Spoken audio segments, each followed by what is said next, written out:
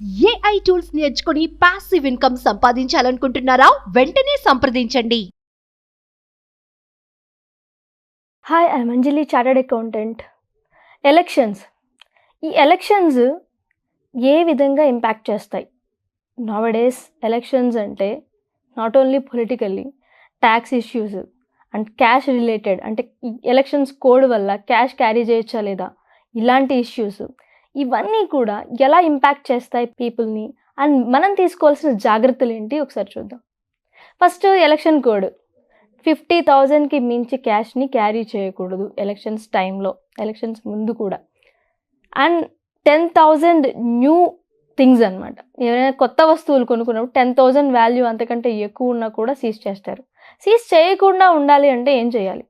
Proper documents మనతో పాటు carry చేయాలి.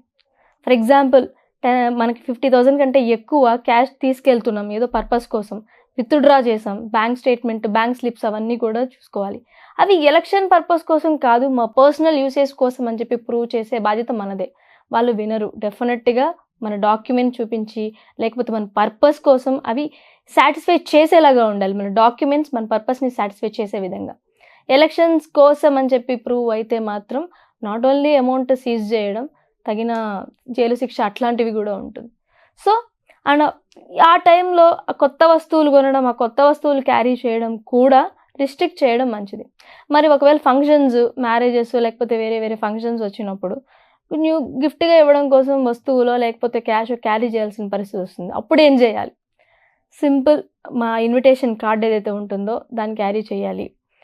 మీ పాన్ కార్డు, మీ ఆధార్ కార్డు, ఈ రెసిడెన్స్ ప్రూఫ్, ఈ దేనికోసం వచ్చారు ఆ ట్రావెలింగ్ బిల్స్, అట్లాంటివన్నీ సబ్మిట్ చేస్తే అట్లీస్ట్ వాళ్ళు సాటిస్ఫై అయితే కనుక వాళ్ళు వదిలేసే ఛాన్స్ ఉంటుంది. లేకపోతే అది కూడా ఇబ్బంది. ఈ టైంలో క్యాష్ గిఫ్ట్లు కానీ, వస్తు గిఫ్ట్లు కానీ అవాయిడ్ చేయడమే మంచిది. హ్యాపీగా ట్రాన్స్ఫర్ చేసుకోవడం, యూపీఐ ట్రాన్స్ఫర్ చేయడం చాలా happy. And not only that, మనకి ఇప్పుడు సీజ్ అయిన క్యాష్ మళ్ళీ తిరిగి ఇస్తారా అంటే డెఫినెట్గా ఇవ్వరు. మనం ప్రూవ్ చేసుకుంటేనే తప్ప డెఫినెట్గా ఇవ్వరు. ముందైతే సీజ్ చేస్తారు, కోర్టు డైరెక్షన్స్ ఇస్తుంది ఆ అమౌంట్ని ఎలా ప్రాపర్గా డిపాజిట్ చేయాలి వేరే అకౌంట్లో అని. మనం ప్రూవ్ చేసుకున్న తర్వాత మాత్రమే తిరిగి మనకి రిటర్న్ ఇస్తారు, వెంటనే కూడా ఇవ్వరు. ప్రూవ్ చేసుకోకపోతే అది కోర్టుకే వెళ్ళిపోతుంది, అది స్టేట్కే వెళ్ళిపోతుంది. సో ఈ ఎలక్షన్స్ వల్ల ఇంకే విధమైన ఇంపాక్ట్ ఉంటుంది? ట్యాక్స్ ఇంపాక్ట్ ఉంటుందా అంటే 100% ఉంటుంది. ఎందుకంటే కొత్త గవర్నమెంట్స్ వచ్చినప్పుడు వాళ్ళు న్యూ ట్యాక్స్ కొన్ని ప్రామిసెస్ చేస్తూ ఉంటారు. అవును, ఈ స్టేట్కి మనం స్పెషల్ స్టాటస్ ఇస్తాం, లేకపోతే ఈ స్టేట్లో పెట్టిన కొత్తగా ఇన్వెస్ట్మెంట్స్ పెట్టిన కంపెనీస్కి ట్యాక్స్ రిబేట్ ఇస్తాం, కొన్ని 10 years వరకు ట్యాక్స్ ఫ్రీ, అట్లాంటివి ట్యాక్స్ రిఫార్మ్స్ చేస్తూ ఉంటారు. అట్లాంటి వాటి వల్ల కొత్త కంపెనీస్ ఇన్వెస్ట్ చేయడానికి, పలానా స్టేట్లో ఇన్వెస్ట్ చేయడానికి, లేకపోతే పలానా సెంట్రల్ గవర్నమెంట్ అండర్లో ఇన్వెస్ట్ చేయడానికి ఇంట్రెస్ట్ చూపిస్తూ ఉంటాయి. అట్లాంటప్పుడు మనకి గ్రోత్ పెరుగుతుంది, ఎకనామీ పెరుగుతుంది. మరి ఏంటి ట్యాక్స్ ఇష్యూ? ఓన్లీ ట్యాక్స్ మాత్రమే పట్టించుకుంటాయి కంపెనీస్ అంటే? Tax is a sentiment. లో ట్యాక్స్ పడుతుంది అనుకున్నప్పుడు వాళ్ళకి ఏంటంటే ఒక సెంటిమెంట్ ఫీల్ అవుతారు. వాళ్ళు ట్యాక్స్ మాత్రమే చూడరు. ఆ స్టేట్స్లో, పర్టికులర్ స్టేట్స్లో, లేకపోతే పర్టికులర్ గవర్నమెంట్ అండర్లో వాళ్ళకి సేల్స్ కానీ, ట్రాన్సాక్షన్స్ కానీ బాగా జరుగుతాయా, అండ్ నాట్ ఓన్లీ దట్ వాళ్ళకి కావాల్సిన రా మెటీరియల్ దొరుకుతుందా, అండ్ సరైన ఫీజబుల్ రేటుకి దొరుకుతుందా, అట్లాంటివన్నీ కూడా చూస్తారు. సో ఇలాంటివి జరుగుతున్నప్పుడు ఏంటంటే ఎకనామీ కూడా ఫ్లక్చుయేట్ అవ్వటం, స్టాక్ మార్కెట్ కూడా ఫ్లక్చుయేట్ అవ్వటం. ఇప్పుడు ఎలక్షన్స్ అంటే ఏమేమి ఇంపాక్ట్ అవుతాయి? యూజువల్లీ ఏ సెక్టార్స్ ఇంపాక్ట్ అవుతాయి?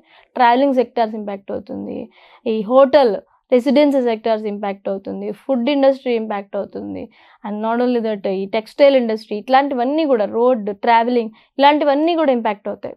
ఇట్లాంటివన్నీ గ్రోత్ పెరిగినప్పుడు ఆ 4 రోజులనే కాదు, తర్వాత కూడా ఇంపాక్ట్ ఉంటుంది. ఈ గ్రోత్ పెరిగినప్పుడు ఎకనామీ పెరగడం, స్టాక్ మార్కెట్ ఫ్లక్చుయేట్ అవ్వడం, ఇట్లాంటివి ఉంటుంది.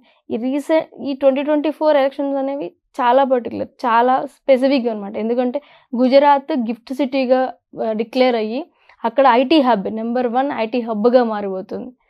సో దానికి అక్కడ చుట్టూ ఏంటి, ఆ ఐటీ హబ్గా మారడం వల్ల చుట్టూ కన్స్ట్రక్షన్స్ వస్తాయి, నెంబర్ ఆఫ్ ఎంప్లాయీస్ అక్కడ రెసిడెన్స్ ఉంటారు, స్కూల్స్ పెరుగుతాయి, హాస్పిటల్స్ పెరుగుతాయి, కన్స్ట్రక్షన్ పెరుగుతుంది, అన్ని ఫీల్డ్ కూడా చేంజ్ అవుతుంది. సో స్టాక్ మార్కెట్ ఆటోమేటిక్గా ఇంక్రీజ్ అవ్వడం, డిక్రీజ్ అవ్వడం, ఫ్లక్చుయేట్ అవ్వడం జరుగుతుంటుంది.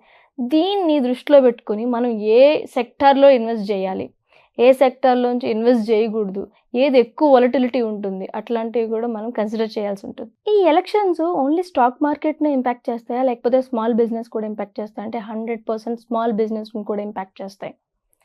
స్టాక్ మార్కెట్ అంటే లిస్ట్ అయిన కంపెనీస్, పెద్ద పెద్ద కంపెనీస్, హ్యూజ్ టర్న్ ఓవర్ ఉన్న కంపెనీస్, అవి మాత్రమేనా? కాదు కదా. స్టాక్ మార్కెట్ ఇండైరెక్ట్లీ ఈ స్మాల్ కంపెనీస్ని కూడా, స్మాల్ ఆర్గనైజేషన్ కానీ స్మాల్ ఇండస్ట్రీని కూడా ఇంపాక్ట్ చేస్తుంది. ఈ స్టాక్ మార్కెట్లో ఏదైతే ఎలా ఉంటుందంటే సింపుల్ ప్రోడక్ట్, చిన్న కంపెనీస్ యొక్క ప్రోడక్ట్స్ ఇవన్నీ మార్కెట్ ప్రైస్ని డిసైడ్ చేస్తాయి. ఇప్పుడు చిన్న కంపెనీస్ అన్నీ ఒక ప్రోడక్ట్ని ఒక మార్కెట్ ప్రైస్కి అమ్ముతున్నప్పుడు పెద్ద కంపెనీస్ ఆలోచిస్తాయి, రిఫార్మ్ చేసుకుంటాయి. సో దాట్ ఆ మార్కెట్ ప్రైస్ రివైజ్ చేసుకోవడం వలన స్టాక్ మార్కెట్ అనేది డెఫినెట్గా ఫ్లక్చుయేట్ అవుతుంది. కొత్త గవర్నమెంట్, ఏ గవర్నమెంట్ వచ్చినా కూడా డెఫినెట్గా కొత్త బిజినెస్ పెట్టే వాళ్ళకి మంచి రిబేట్స్ కానీ, వాళ్ళ ట్యాక్స్ బెనిఫిట్స్ కానీ, వాళ్ళకి కావాల్సి వచ్చిన ఈ సబ్సిడీస్ కానీ ఇంట్రడ్యూస్ చేస్తుంది. So this is a perfect time. ఎవరైతే బిజినెస్ పెట్టాలనుకుంటున్నారో ఇప్పుడు ఈ టైంలో పెట్టడం చాలా మంచిది. ఏ గవర్నమెంట్ రానివ్వండి, వాళ్ళు డెఫినెట్గా ఇంప్రూవ్ చేయాలి, మన స్టేట్స్ని ఇంప్రూవ్ చేసుకోవాలనే ప్రయత్నిస్తారు. ఈ 2024 నుంచి చాలా ఇంపార్టెంట్ కాబట్టి. This is the video. Thank you. Suman టీవీలో మీ పర్సనల్ అండ్ బిజినెస్ ప్రమోషన్స్ కోసం కింది నెంబర్కి కాంటాక్ట్ చేయండి.